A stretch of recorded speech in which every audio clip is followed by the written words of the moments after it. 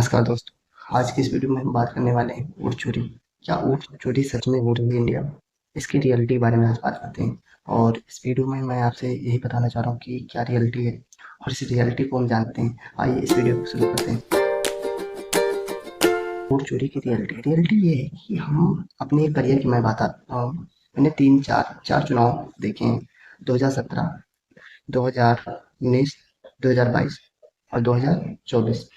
और ये सब चुनाव देखने के बाद में मेरा पूरा आंकड़ा जो जिस प्रकार से विस्तारित होता है कि चुनाव कैसे होते हैं, सब चीज़ें मैं जानता हूँ। फिर मैं क्या है गाँव में जो बेलू होते हैं वो लोग वोट मतलब फार्म 6 जो होता है वो भरते हैं और उसे वोट पढ़ाई जाती है और जो नाम काटने वाले हैं उनको भेजा जाता है। तो होता क्या है सिस्टम, ये बात मैं बता रहा हूँ, सिस्टमेटिक बात ये है कि जो बेलों मैंने बहुत सारे बेलों के संपर्क किया इस दौर में। और जब से राहुल गांधी ने इस पर पोल खोली तब से मैं इस पर काम में जुट गया कि भाई इस पर वीडियो विस्तार से लानी चाहिए। तो मैं इस पर बहुत सारी रिसर्च की। मैं हर एक गाँव में गया और मैंने हर एक बेलों से पता किया, मैंने उस अधिकारी से पता किया जो चुनाव आयोग के अधिकारी हैं।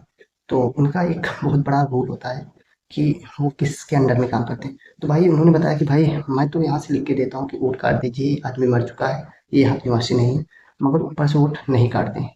यानी जो अधिकारी बैठे हुए हैं वो वोट नहीं काटते।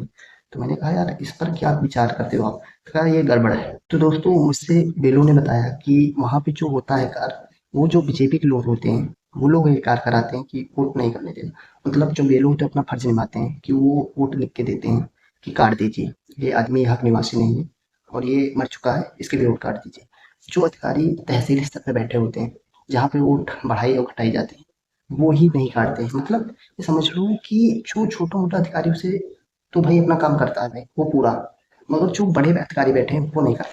उसके बाद मैंने इनसे पूछा, मैंने जानकारी ली और उनसे भी मिला जो वोट बढ़ाते बढ़ाते वही कहते हैं मुझे ऊपर भी कोई बैठा हुआ है। तो मैंने कहा भाई आपके कौन बैठा हुआ? तो कहा भाई मंत्री जी का फोन आ जाता है एंड बहुत बड़े बड़े नेता होते हैं, डीएम साहब का भी आ जाता है इस गाँव में ऐसे ऐसे करना। मैंने कहा यार पूरा सिस्टम हिला हुआ है यार ये तो। उन्होंने कहा कि मुझे खूब दिक्कत होती है भाई, देश का क्या होगा और इस युद्ध का क्या होगा। तो मैंने इस पर पूरा रिसर्च की। आपको बता दूं ये रिसर्च में मैंने क्या हेरा है वो बहुत अद्भुत है। मतलब ये होता है, अब इसकी रियलिटी जान लो कि वोट कैसे डालते हैं गाँव में। गाँव में एक आदमी के दो तीन लोग वोट कर, मैं अपनी आंखी देखे एक बात बता रहा हूँ। एक व्यक्ति था 2024 में मेरे सामने वोट डालने वाला था, मेरी उम्र नहीं है भाई वोट डालने की। तो मैं खड़ा था वहाँ पे देख रहा था क्योंकि मैंने हर एक चुनाव में अपनी भागीदारी सुनिश्चित की, लोगों को जागरूकता में वोट डाला। तो एक व्यक्ति था अभी, वो आया और बीजेपी के कार्यकर्ता बैठे थे तो उन्होंने उससे कहा कि देखो मेरी वोटर लिस्ट में नाम है। तो वो लोग कहने लगे हाँ, देखने लगे। तो कहा हाँ है नाम। अब नाम तो देख रहे थे, तो नाम देखते देखते कहा कि जाओ आधार लेके आओ। अब वो व्यक्ति जितनी देर में आधार लेने गया उतनी देर में उसका पहचान पत्र लेकर कोई दूसरा व्यक्ति जाकर वोट डाल देता है। मैंने अपनी आंखों से देखा भाई। अब यार मैंने उस टाइम देखा, मैंने शौक रह गया भाई। वो आदमी, वोट उसकी उम्र भी नहीं थी, वो डाल रहा है, एक औरत जो मर गई है आज से 10 साल पहले, उसकी वोट है। और उसकी वोट दूसरा कोई डाल रहा है, दूसरी वोट डाल रही है। मतलब क्या है। और उसके बाद में एक और रियलिटी में आपको, जो वहां का निवासी नहीं है, मतलब जिसकी लड़की की शादी हो चुकी, वो भी डबल डबल वोट डाल रहे हैं। ये है रियलिटी, ये है कानून व्यवस्था भाई। चुनाव आयोग कहता सबूत लाओ, कहाँ से सबूत लाएंगे भाई? आप सीसीटीवी कैमरा लगाते नहीं हो, जहां पर वोट पड़ती है वहां सीसीटीवी कैमरा ही नहीं लगते। ये बहुत बड़ी रियलिटी। और जिस प्रकार से बीजेपी वाले दंड फंद करते हैं, गुंडागर्दी करते हैं, वो तो मैं जानता हूँ भाई। मैं खुद बीजेपी वालों के साथ घूम रहा हूँ। तो ऐसा नहीं है कि मैं बीजेपी वालों के साथ घूम रहा, बल्कि मैंने घूमा है। मैंने बहुत सारे बीजेपी वाले मेरे दोस्त हैं, ऐसा कोई दुश्मन तो होता नहीं। तो उन्होंने मुझे रियलिटी बताई कि ऐसे ऐसी चीजें हो रही। 2024 के चुनाव में जो हुआ वो अद्भुत अनोखा था कि हर आदमी का पहले पहचान पत्र गाँव में दिया गया बीजेपी द्वारा कि आप पहचान पत्र दे दो, कल वोट डालने तुम्हारे जल्दी डलवा दें। तो वो पहचान पत्र पहले जमा कर लेते हैं और वो फिर पहचान पत्र जो जमा करते हैं उसके बाद में वो लोग जब जो वोट डालने वाले होते हैं वो कहते हैं कि अभी नहीं, अभी बहुत भीड़ है, बाद में डालना।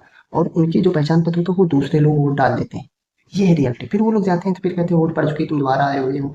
मतलब अजीब दास्तान है भाई। रियलिटी सुनो, ये रियलिटी। एनीवे, इधर इंडिया रियलिटी। आप चुनाव आयोग को बहुत सारी चीज़ें होती हैं एंड जिस प्रकार से ये चल रही है बहुत ही खतरनाक है। और एक चीज़ और मैं आपको बता दूं कि मेरी बात से एक चीज़ सहमति ले लेना कि भाई जो होता है ना गाँव में वो बहुत खतरनाक होता है।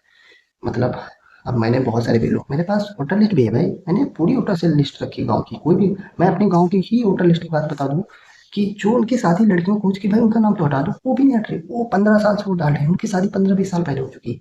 ये है रियलिटी। मैं कुछ नाम मैं सबूत के साथ कह सकता हूँ। मैं खुद कह सकता हूँ, मैं आपको सबूत दिखा सकता हूँ।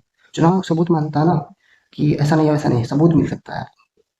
और जो बात करते हो ना कि बीजेपी वाले कुछ नहीं करते, बीजेपी वाले जो गुंडागर्दी करते हैं भाई वो अद्भुत अनोखा होता है।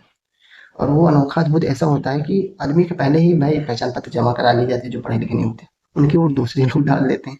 और फिर वो जो होता है सिस्टम एकदम क्रैश कर लेते हैं, मतलब एक सिपाही थाने से पकड़ लाते हैं और वो पहचान पत्र जमा करा लेते हैं। ये है रियलिटी। ये है इंडिया।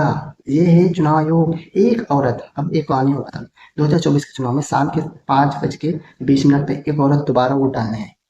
तो उसको मतलब दूसरी औरत जो मर चुकी है उसके नाम पर, मगर वहाँ के पीठासीन अधिकारी ने उसका चेहरा देख लिया था, उसको पता तो था नहीं। तो वो दोबारा वोट डालने गए, पीठासीन अधिकारी ने कहा तुमने दोबारा वोट डाले। वो पूरा ये पता नहीं कैसे मिटा देते भाई, हमें भी नहीं पता भाई, आप लोग बताओ ये कैसे मिटा जाता है यहाँ। और ये चीज़ बहुत अद्भुत थी। फिर उसे बाहर किया गया। बहुत बहुत दुखद था वो मोमेंट मेरे लिए कि उस औरत को 2 हफ्ते बीमार थे भाई। ये होती है बीजेपी वाले की सच्चाई। तो एक और घटना बता दूं भाई, अभी घटने में बताते बताते एक और घटना बता दूं। तो एक घटना और है भाई, तो इसको भी सुन लो। और ये घटना है मेरे 2022 के चुनाव में। एक व्यक्ति था, उस गांव का निवासी नहीं, वो वोट डाल जाता है भाई, वो उस गांव का निवासी नहीं है हमारे, और वो वोट डाल के चला जाता है भाई। अब जब वोट डालने जाता है तो दूसरे वो जो होते नहीं बाहर बैठे रहते हैं कैंडिडेट के लिए, जो होते हैं बाहर वो देखने वाले कि कौन वोट डाला कौन नहीं डाला। तो उसने टोका विपक्ष वाले ने, इंडिया गठबंधन के लोग ने। तो वो लोग, उसको रोका गया, उससे पूछा गया तुम कहाँ से, वो बता ही नहीं पा रहा भाई कहाँ, उसके पिता का नाम पूछा गया कुछ और बता रहा, वो किसी और की आईडी लेके आ गया। वो व्यक्ति आज से 5 साल पहले मर गया था भाई। ये तो बहुत दयनीय है। उसको फिर सीआरपीएफ के जवानों ने दो दो चार घाटे बहुत तेज तेज से मारे थे भाई, बहुत बहुत खतरनाक मोड़ था मेरे लिए। मैंने उस टाइप का भी मार नहीं देखा भाई, उसके गाल से एकदम लाल थे, मगर बीजेपी वालों को हंसी आ रही थी। मतलब क्या है भाई, वो व्यक्ति गरीब है, उसे 100-200 के लिए उठा लेते हो, उसको मार खिला देते। इसी प्रकार उस औरत के साथ हुई। ऐसी चीजें करते हैं बीजेपी वाले भाई। ये है रियलिटी बीजेपी। बीजेपी ऐसे नहीं 405 नारा लगा रही थी। मैं ऐसे नहीं, मैं कोई बीजेपी या कांग्रेस का समर्थक नहीं हूँ। मैं सिर्फ एक व्यक्तिगत रूप से एक यूट्यूबर, एक भारतीय नागरिक होने के साथ साथ मैं बता रहा हूँ आपको। तो आइए भी वीडियो देखो ये। Bonk, bonk, bonk, bonk.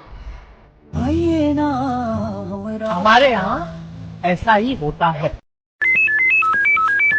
Hello ए हीरो आ ए ओए आ ए आगे ओए आ लक्ष्मण है बेटा।